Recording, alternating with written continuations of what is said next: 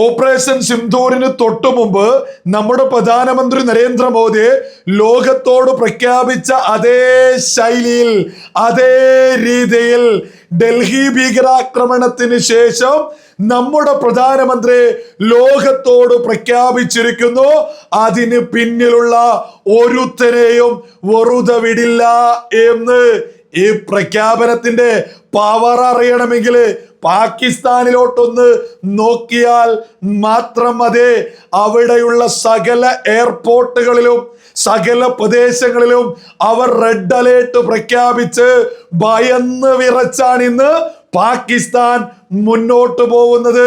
തൻ്റെ രാജ്യത്തെ ജനതയ്ക്ക് നേരെ ആര് വിരൽ ചൂണ്ടിയാലും അവരെ വെറുതെ വിടില്ല എന്നൊരു സന്ദേശം ലോകത്തിന് കൊടുക്കുന്ന ഒരു ഭരണാധികാരിയെ നമുക്ക് കിട്ടിയതിൽ ഓരോ ഭാരതീയനും അഭിമാനിക്കാം.